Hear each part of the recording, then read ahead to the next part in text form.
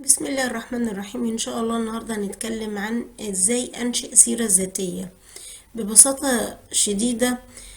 أنا ممكن أنشئ سيرة ذاتية من خلال ببدأ من جوجل، ببدأ أكتب مثلا إن أنا عايزة موقع أو برنامج أكتب عليه سيرة ذاتية مجاني زي البحث ده كده مثلا. بصوا كده انا هبدأ اكتب اقول ايه موقع لكتابة السيرة الذاتية مجانا. بيبدأ يديني مواقع انا بقدر اكتب عليها السيرة الذاتية. تمام. المواقع دي في منها اللي بيكون مدفوع وفي منها اللي فري او مجاني. وبيبدأ يديني برضو في بيسمح لي فيها بان انا اختار نموذج او قالب او ان انا اكتب براحتي اللي انا عايز اكتبه او بالشكل اللي انا عايز انشئه يعني. تمام كده. دي اول خطوة.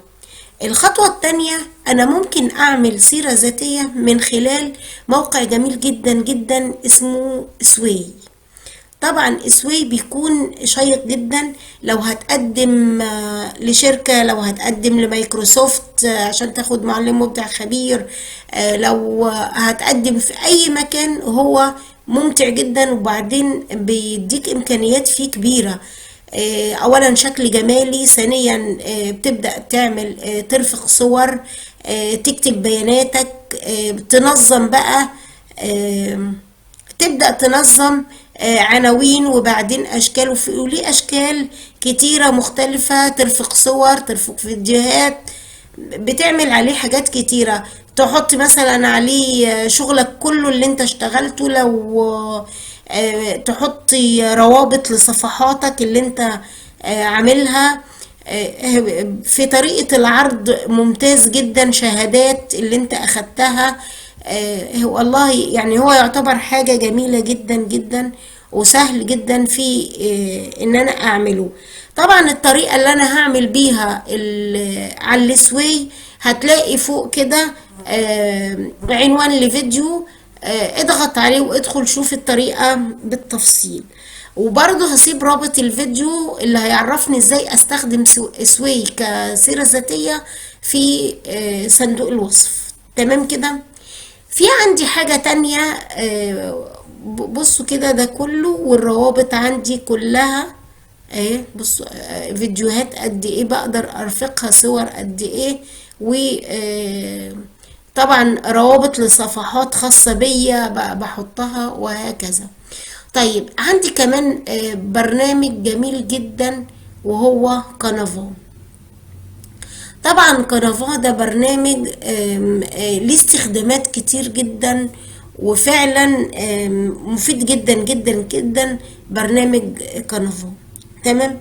استخداماته انا بقدر اعمل من خلاله عروض تقديمية، بقدر اعمل سبورة بيضة اشرح عليها، بقدر اعمل فيديوهات، بقدر اعمل عليه لوجو، بقدر اعمل عليه شهادات، بقدر اعمل عليه شعار لحاجة معينة، اعمل صفحة كتاب، اعمل دعوة، بعمل عليه حاجات كتيرة جدا.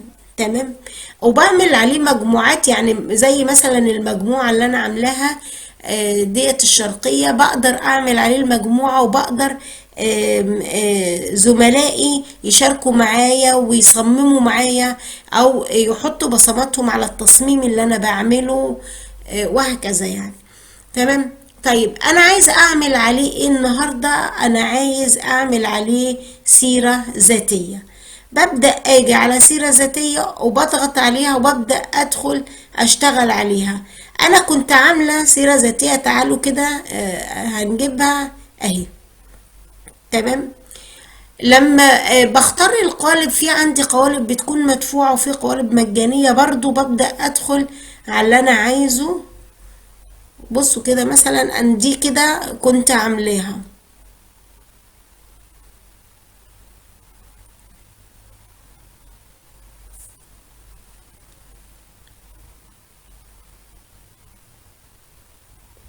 تمام. عبارة عندي عن صفحتين اهوت. طبعا انا اخترت يعني تعالوا كده نشوف التصميم. انا اخترت التصميم من هنا. بصوا كده دي تصاميم كلها اقدر اختارها براحتي. فاهميني ازاي؟ حضرتك بمجرد ما بتضغط عليها بيبدأ يديك مثلا انا عايز التصميم ده. بيقول لك هتعمله في صفحة جديدة ولا هتستبدل الصفحة الحالية. لو حضرتك عايز تغيرها بتغير، لو حضرتك عايز تستبدل بتستبدل، بس دي عشان مكتوبة. تمام، بتختار اللي انت عايزه. طيب دي حاجة. الحاجة التانية، انا بقدر بقى انا اضيف الصورة زي ما انا عايز من خلال التحميلات اللي موجودة عندي. دي كلها كده ادوات انا بقدر استخدمها في الكانفا. تمام، بقدر احمل من على الجهاز بتاعي الصورة اللي انا عايزها او الشكل اللي انا عايزه. تمام كده، بصوا كده، دي كلها صور انا بحملها وبشتغل بيها. تمام، بقدر لو عايز اكتب نص بقدر اختار النص اللي انا عايز اكتبه بالطريقة اللي انا عايزها. لو عايز اضيف عناصر بقدر اضيف عناصر. طبعا يعني الامكانيات فيه بتكون جميلة جدا. ببدأ اكتب زي ما انتوا شايفين كده بالطريقة اللي انا بكتب بيها، واضيف اللي انا عايزه. يعني انا هنا ضفت روابط للقناة بتاعتي، ضفت رابط للصفحة بتاعتي. بقدر اضيف رابط او اضيف صورة، اضيف كتابة، اكتب اللي انا عايزه كده يعني. تمام، دي كده بمنتهى ما بمجرد ما بقى اخلص انا بقدر اعمل السي في ديت على هيئة PDF. بصوا كده لما عملتها انا على هيئة PDF بقت عاملة ازاي اهي. حاجة في منتهى الجمال، وبقدر انا اطلعها واستخدمها بالطريقة اللي انا عايزها. تمام كده. طبعا انا بتمنى ان انتوا تكونوا استفدتوا من الفيديو في اني فتح ليكوا ابواب ازاي نعمل السيرة الذاتية زي ما قلنا من خلال مواقع على الانترنت بسهولة جدا.